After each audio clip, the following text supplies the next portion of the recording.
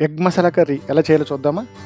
ముందుగా 4 ఎగ్స్‌ని ఉడికించి షెల్ రిమూవ్ చేసి పక్కన పెట్టుకోండి. స్టవ్ మీద కడాయిని పెట్టి 2 టేబుల్ స్పూన్ ఆయిల్‌ని వేసి అందులో కొంచెం పసుపు వేసి ఉడికించిన ఎగ్స్‌ని ఆయిల్‌లో ఫ్రై చేసి పక్కకు తీసుకుని పెట్టుకోండి. అదే ఆయిల్‌లో హాఫ్ స్పూన్ జీలకర్ర, 2 యాలకులు, 3 పచ్చిమిర్చి చీలికలు వేసి ఫ్రై చేయండి. 1 కప్ ఉల్లిపాయ ముక్కలను వేసి ఫ్రై చేయండి. 1 స్పూన్ అల్లం వెల్లుల్లి పేస్ట్ వేసి పచ్చి వాసన పోయే వరకు ఫ్రై చేయండి. 1 కప్పు టమాటాల ముక్కలను కూడా వేసి బాగా కలపండి. రుచికి సరిపడ ఉప్పు వేసి కలిపి మూత పెట్టి ఒక 5 నిమిషాలు ఉడకనివ్వండి. మూత తీసి 1 స్పూన్ అండ్ హాఫ్ కారం, హాఫ్ స్పూన్ ధనియాల పొడి, 1/2 స్పూన్ జీలకర్ర పొడి వేసి కలపండి. 1/2 స్పూన్ గరం మసాలా వేసి కలపండి. 1/2 గ్లాస్ వాటర్ పోసి అందులో ఉడికించిన ఎగ్స్ వేసి కలిపి మూత పెట్టి లో ఫ్లేమ్లో ఒక 10 నిమిషాలు ఉడకనివ్వండి. మూత తీసి కొత్తిమీర వేసి కలిపి దించేయండి.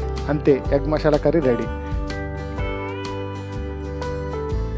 వీడియో నచ్చినట్లయితే ప్లీజ్ సబ్స్క్రైబ్.